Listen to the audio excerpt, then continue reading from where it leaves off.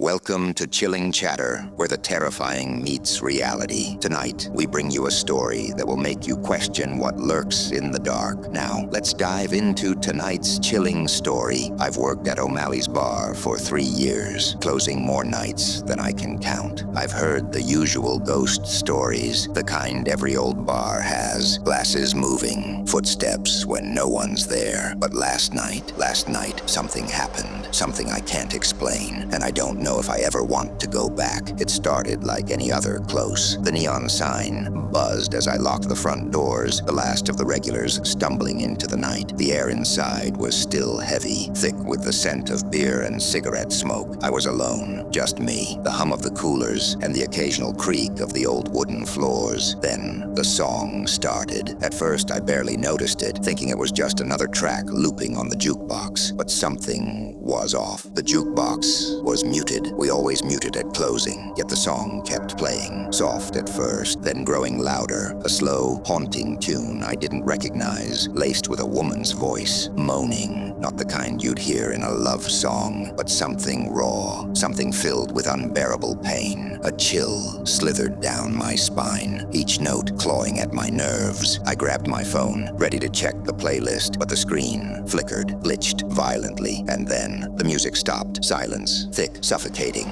I shook my head, blaming exhaustion, but I felt it. The weight of unseen eyes pressed against my back. I pushed it out of my mind. I had to finish closing. I went to the basement, carrying the bar stools down, the old stairs groaning beneath my feet like a dying thing. The basement always unsettled me. Low ceilings, exposed pipes, and the giant walk-in cooler humming like a mechanical beast. The shadows stretched unnaturally, writhing as if they were alive. I stacked the chairs quickly. I wanted out. Then I heard it. A scream. A woman's scream, muffled but unmistakable. It came from inside the cooler. My breath hitched. The sound was raw, guttural, a mixture of agony and something else, something inhuman. My legs locked in place. Every instinct screamed at me to run, but I had to check. With trembling fingers, I reached for the cooler handle and yanked the heavy door open. Freezing air rushed out, mist curling around my ankles like ghostly fingers. Nothing, no one. Then the light flickered, and I heard it again, right behind me. I spun around, my heart slamming against my ribs. Nothing, but the door slammed shut. I lunged at it, fingers scrabbling at the handle, locked. My breath came in sharp gasps. Panic clawed at my throat like icy talons. The light buzzed, dimming, and then I saw it. The message, scrawled in the frost on the steel wall. Let me out. I stumbled back, pulse pounding in my ears like a war drum. My hands fumbled for my phone. Then the song started again. That same eerie melody, that same woman's moaning. But now it was inside the cooler. The sound echoed off the walls, growing louder, unbearable. Tormented wails ripped through the air, making my bones vibrate with dread. Then a whisper. You hear me now, don't you? I screamed. A raw, primal sound ripped from my throat. The door flung open. I stumbled out. The music stopped. The air was still. Everything looked normal, but I knew